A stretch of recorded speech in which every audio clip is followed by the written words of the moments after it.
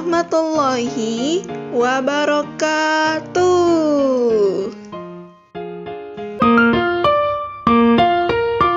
Anak usia dini merupakan anak yang berada pada rentang usia 0 sampai 6 tahun. Anak usia dini merupakan sosok pribadi yang memiliki keunikan, mempunyai potensi, minat, bakat yang luar biasa. Karena pada masa anak usia dini juga merupakan masa keemasan, di mana anak mengalami perkembangan yang pesat. Anak dapat mempelajari banyak hal baru apabila mendapat stimulus yang baik dari lingkungannya. Masa ini juga merupakan masa kritis, di mana pada masa ini anak mengalami banyak proses perkembangan yang akan berdampak pada seluruh tahapan perkembangan dalam kehidupannya. Dan anak dapat menerima stimulus jika diberikan secara tepat. Namun di sisi lain, apabila masa ini sudah terlewatkan, maka anak akan sulit mendapatkan stimulus, atau bahkan tidak dapat atau tidak ada lagi kemungkinan terjadi pada proses perkembangan di masa yang lain. Semakin dalam kita mengenal serta memahami kondisi anak, maka akan semakin baik pula kita dapat menuntun mereka dengan memberikan stimulasi yang tepat pada tahap perkembangannya. Serta kita dapat mengatasi masalah yang dialami oleh anak sedini mungkin. Untuk itu penting bagi orang tua, guru, dan seluruh elemen yang memiliki keterkaitan pada dunia anak, yang memiliki tanggung jawab dalam menstimulus dan menuntun perkembangan anak. Adapun yang menjadi fokus pada perkembangan anak atau dikenal dengan istilah aspek-aspek perkembangan anak usia dini, yaitu yang pertama nilai agama dan moral, fisik motorik, kognitif, bahasa, sosial emosional, dan seni. Salah satu cara membantu perkembangan anak usia dini adalah dengan mengenalkan pembelajaran sains pada anak. Sains adalah pengetahuan yang telah disusun dengan sistematis yang didapatkan dari rangkaian percobaan serta pengamatan. Pembelajaran sains pada anak usia dini dapat melatih anak untuk berpikir secara ilmiah, untuk belajar dan mempersiapkan diri pada kemajuan teknologi. Pembelajaran sains pada anak usia dini juga dapat melatih kemampuan anak dalam menyelesaikan masalah, anak memiliki sikap ilmiah, anak memperoleh informasi dan pengetahuan ilmiah, anak tertarik pada proses pembelajaran yang mengajak anak untuk melakukan proses pengamatan di alam lingkungan sekitar anak. Beberapa pembelajaran sains pada anak, yaitu yang pertama lingkungan, kemudian alam semesta, gejala alam, flora dan fauna, magnet dan energi, dan tubuh manusia. COVID-19 adalah virus yang muncul pada tahun 2019 sampai sekarang.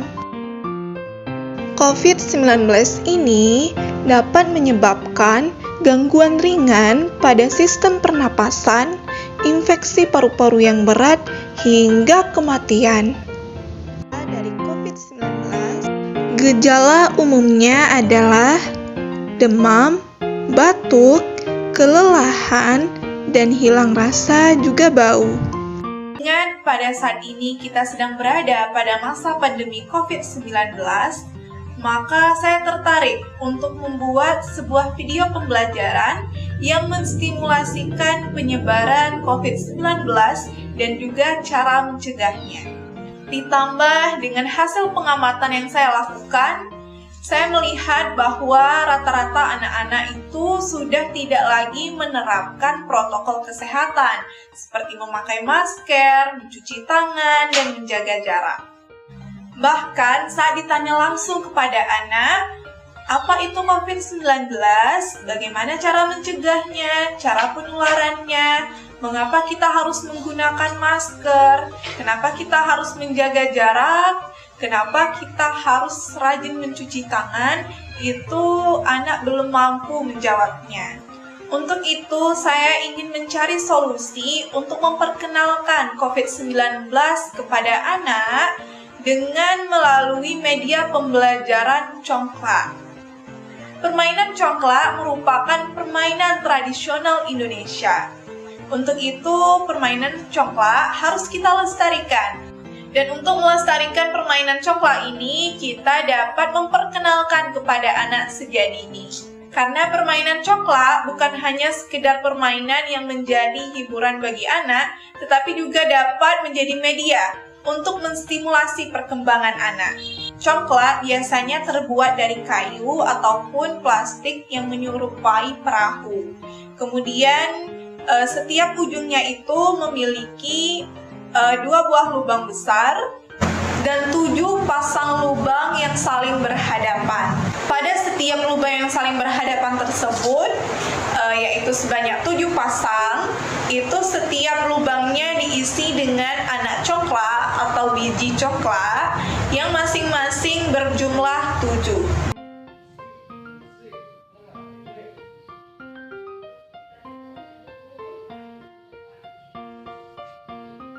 Jika setiap biji congklak itu kita ibaratkan manusia, dan setiap lubang yang ada pada congklak itu kita ibaratkan sebagai tempat-tempat yang sering kita kunjungi, maka sebelum adanya pandemi atau virus COVID-19, saat keadaan sedang baik-baik saja, kita manusia sebagai makhluk sosial bebas berinteraksi satu sama lain, bebas mengunjungi berbagai tempat, mirip seperti permainan congklak.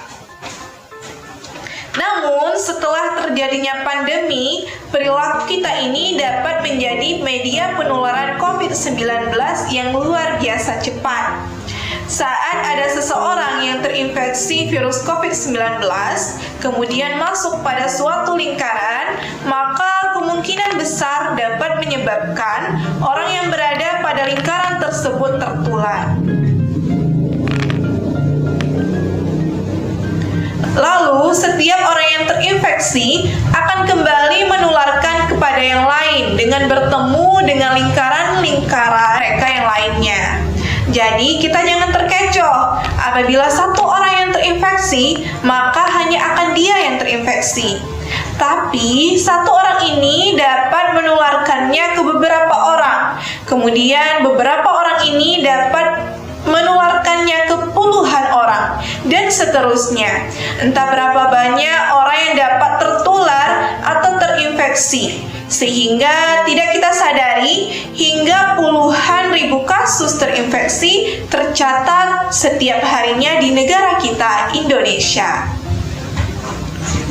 Lalu, apa yang harus kita lakukan agar ini tidak terjadi? Ada beberapa pencegahan yang dapat kita lakukan. Pertama, batasi sosialisasi. Usahakan hanya bertemu dengan satu lingkaran yang sama atau satu lingkaran saja. Misalkan hanya dengan keluarga kita atau orang-orang yang ada di rumah kita. Karena jika ada orang yang masuk ke lingkaran kita, bisa jadi dia membawa virus dan menularkannya kepada kita. Atau sebaliknya, kita yang membawa virus ke lingkaran mereka. Lalu bagaimana jika kita harus bertemu dengan lingkaran lain? Misalnya kita harus pergi ke sekolah.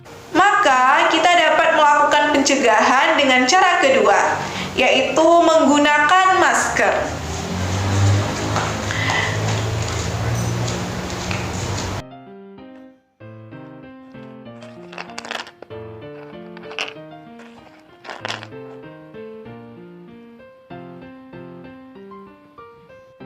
Menjaga jarak,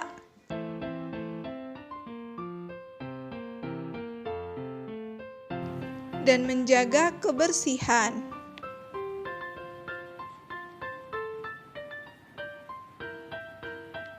Hal ini sesuai dengan peraturan pemerintah yang mengharuskan kita mematuhi protokol kesehatan 5M.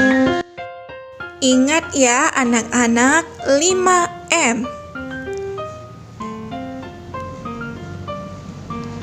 M yang pertama adalah menggunakan masker.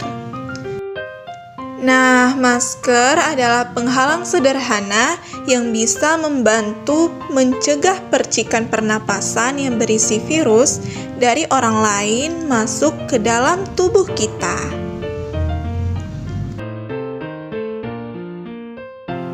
M yang kedua adalah mencuci tangan.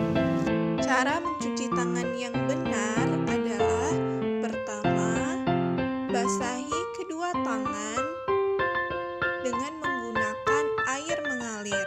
Kemudian, tuangkan sabun secukupnya. Lalu, oleskan kepada kedua telapak tangan kamu hingga menutupi seluruh permukaan tangan.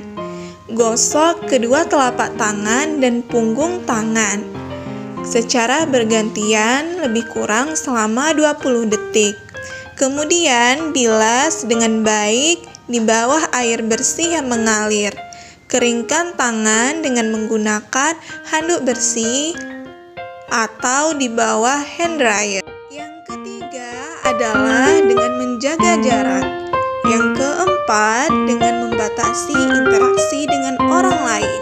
Kemudian yang kelima adalah dengan membatasi mobilitas. Usahakan tetap